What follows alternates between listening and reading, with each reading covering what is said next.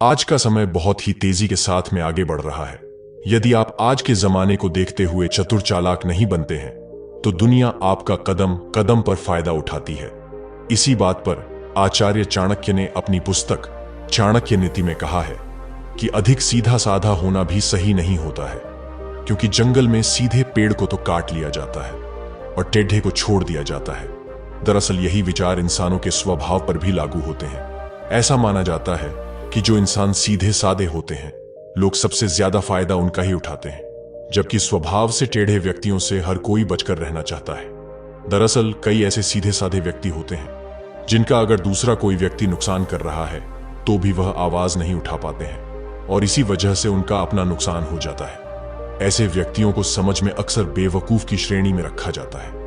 वे बेवकूफ होते नहीं हैं, लेकिन उन्हें बेवकूफ मान लिया जाता है क्योंकि वे ज्यादा सोचते हैं और छोटी छोटी बातों को नजरअंदाज करते हुए चलते हैं। इसलिए दूसरे लोग उनका फायदा भी आसानी से उठा लेते हैं। हालांकि इस दुनिया में जो जितना सीधा होता है उसे उसकी उतनी ही बड़ी कीमत चुकानी पड़ती है। इसलिए हर सीधे साधे व्यक्ति को यह ज्ञान होना चाहिए कि वह किस प्रकार से अपने हितों की रक्षा कर सकता है। तो आइए आपको बौद्ध सन्यासी और एक भोले भाले व्यक्ति की कहानी सुनाते हैं, जिसमें कैसे एक बौद्ध सन्यासी ने एक भोले भाले व्यक्ति को चतुर और चालाक बना दिया, जिसे सुनकर आप भी अपने भोलेपन को छोड़कर चतुर और चालाक बन सकते हैं।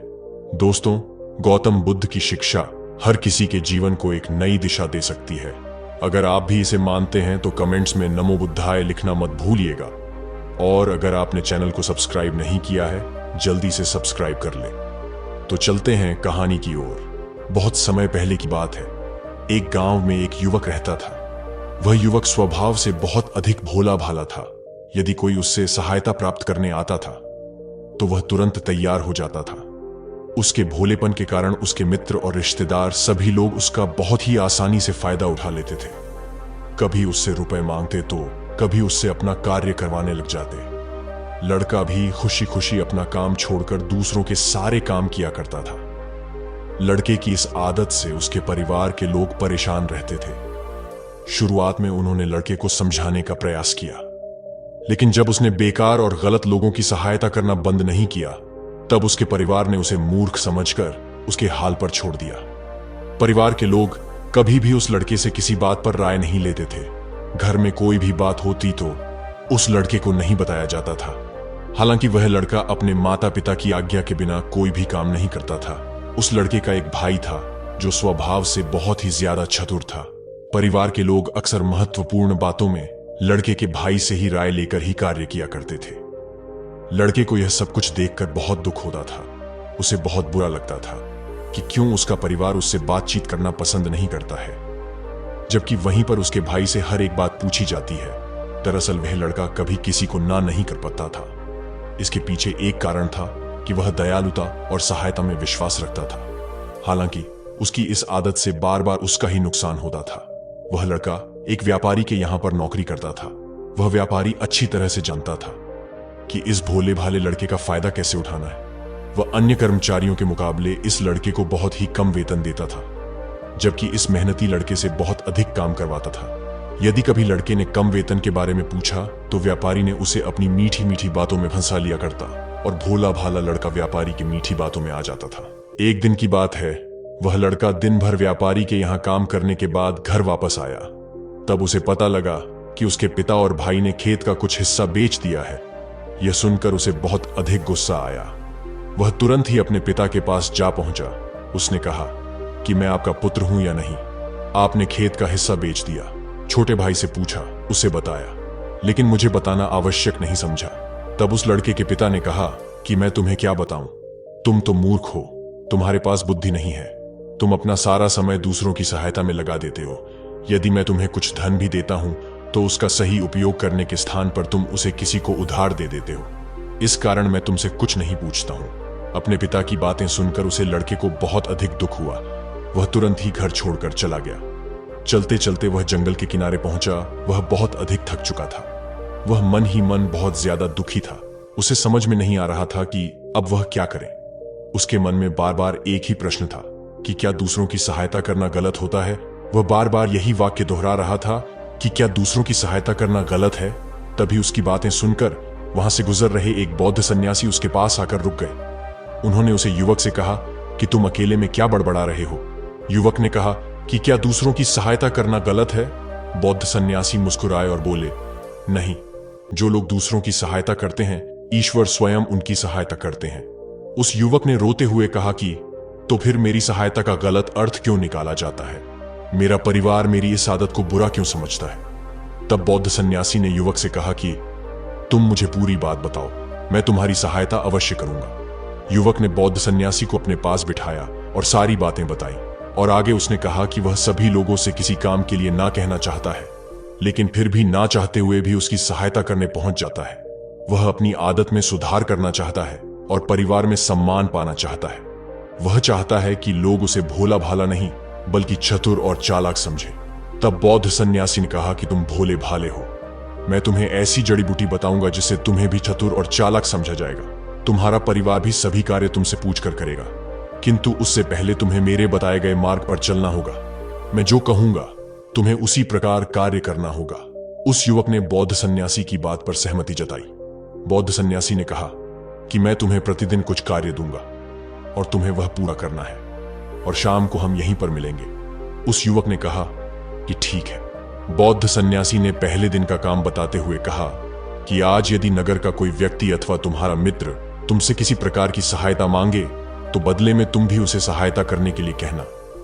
उस युवक ने कहा कि किंतु मुझे सहायता की आवश्यकता नहीं है।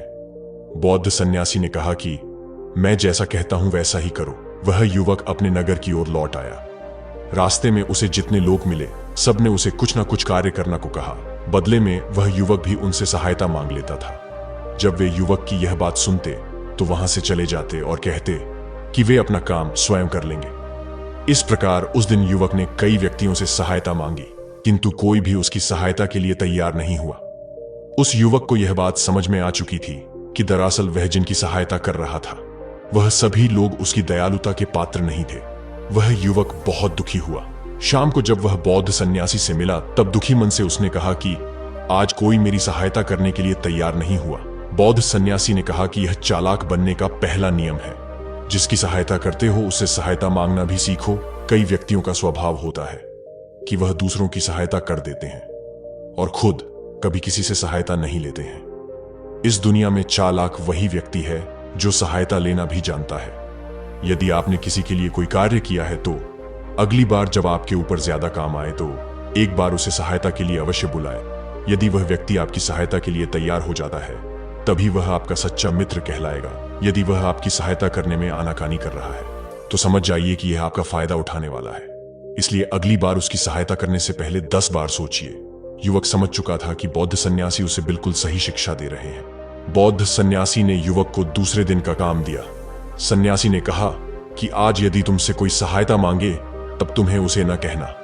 यह सुनकर वह युवक चौंक गया। युवक ने कहा कि आप मुझे पाप करने के लिए कह रहे हैं।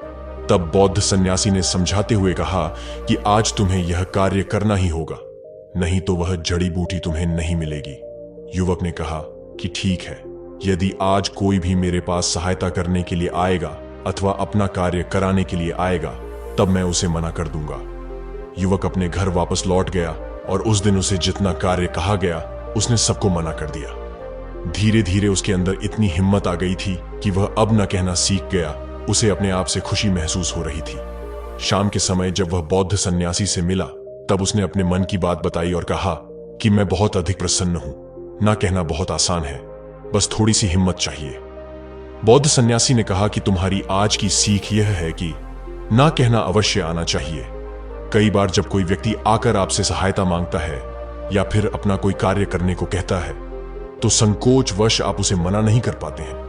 यदि 1-2 बार आप उसकी सहायता कर देते हैं तब वह समझ जाता है कि यह मुझे मना तो नहीं करेगा, इसलिए जरूरत ना होते हुए भी वह अपना काम आपसे निकलवाने लग जाता है।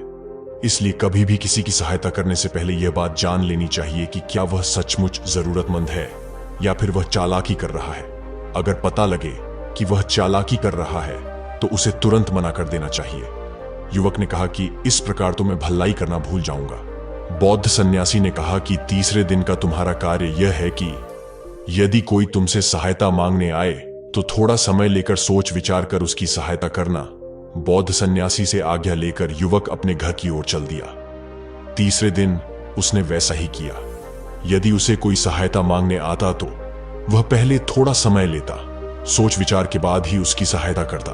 इस प्रकार शाम के समय जब वह बौद्ध सन्यासी से मिला तब अपना अनुभव बताते हुए उसने कहा कि आज मैं उन व्यक्तियों की पहचान कर पाया हूं जिन्हें सचमुच मेरी सहायता की आवश्यकता है। तब बौद्ध सन्यासी ने कहा कि तीसरे दिन की तुम्हारी शिक्षा यह है कि सोच समझकर और जरूरतमंद व्यक्तियों की सहायता करनी चाहिए।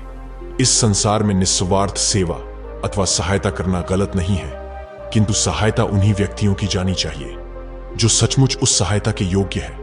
कभी भी किसी की सहायता करने से पहले फायदे और नुकसान की गणना करना आवश्यक होता है। आपको यह सोचना चाहिए कि इस व्यक्ति की सहायता करने से मुझे कितने प्रतिशत का फायदा हो रहा है और कितने प्रतिशत का नुकसान। यदि गणना में आपका अपना नुकसान निकल रहा है तो उस व्यक्ति की सहायता कदापि ना करें। इस संसार में चालाक व्यक्ति हमेशा अपने आप को सबसे ऊपर रखते हैं, इसलिए दूसरों के बहकावे में आने से बचे और सहायता करने से पहले एक बार अपने बारे में अवश्य सोचे। इस प्रकार जब वह युवक बार बार इसी क्रम को दोहराता रहा, प्रतिदिन वह इन तीनों नियमों में से एक नियम का पालन करता था। ऐसा करते करते 2 सप्ताह से भी अधिक का समय हो गया। तब उसने बौद्ध सन्यासी से उस जड़ी बूटी के बारे में पूछा और उन्हें याद दिलाया कि आपने मुझे एक जड़ी बूटी देने को कहा था। तब बौद्ध सन्यासी ने कहा कि यही तुम्हारी जड़ी बूटी है। जीवन में अब कोई तुम्हारे भोलेपन का फायदा नहीं उठा पाएगा। इन तीनों नियमों को बारी बारी नहीं बल्कि प्रतिदिन पालन करो। इतना कहकर बौद्ध सन्यासी वहां से चले गए। उस युवक ने मन ही मन बौद्ध सन्यासी को धन्यवाद दिया। अब वह युवक सबकी सहायता नहीं करता था, बल्कि जिन्हें आवश्यकता होती थी सोच समझकर उनकी ही सहायता करता था। इस प्रकार बौद्ध सन्यासी द्वारा बताए गए मार्ग पर चलकर वह युवक भोले भाले व्यक्ति से चतुर और चालाक व्यक्ति बन गया। युवक की चतुराई और चालाकी को देखकर उसके परिवार वाले भी बहुत खुश हुए और अपने सभी निर्णयों में उसे भी शामिल करने लगे। दोस्तों, अगर आप चालाक हैं तो चालाक बनने के अनेक फायदे हैं, क्योंकि चालाक इंसान कभी किसी से मात नहीं खाता है। वह हर प्रॉब्लम में हर समय अपने दिमाग और अपने अलग तरीके से लोगों को आश्चर्यचकित करता रहता है। ऐसे लोगों को ज्ञानी, महाज्ञानी, चतुर इत्यादि कहा जाता है। चालाक बनने के बहुत से फायदे हैं, जैसे एक चालाक इंसान अपने पैसों को बचाने में सफल होता है। होशियार इंसान अपने काम को निकालने यानी किसी से भी काम करवाने में सक्षम होता है। ऐसे लोग बहुत कम समय में अपना बड़े से बड़ा काम पूरा करवा लेते हैं। चतुर लोगों को समय की अहमियत का पता होता है और वो अपना समय कभी बर्बाद नहीं करते हैं। ऐसे लोग हमेशा समय से एक कदम आगे चलते हैं। ऐसे लोगों के पास कभी पैसों की कमी नहीं होती है और वह अपने दिमाग और अपनी चालाकी से पैसा कमाने के अनेक तरीके निकालते रहते हैं। ऐसे लोग हमेशा अपने आप को अपडेट रहते हैं, यानी इनके पास हमेशा नई जानकारियां होती हैं। ऐसे लोग अखबार इत्यादि से ऐसी खबरों का आंकलन करते हैं जिन पर अनेक लोगों का ध्यान नहीं जाता है। ऐसे लोग बहुत जल्द चीजों को समझ जाते हैं और अगर किसी भी तरह की प्रॉब्लम है तो उनका हल निकाल लेते हैं। परिवार में इनकी उम्र भले ही कम हो, पर लोग इनसे राय लेने आते हैं। ऐसे व्यक्ति किसी भी कार्य में असफल नहीं होते हैं, वह अपनी सफलता की राह खुद बनाते हैं। दोस्तों, आज की कहानी आप लोगों को कैसी लगी? यदि आपको अच्छा लगा तो हमें कमेंट्स में जरूर बताएं।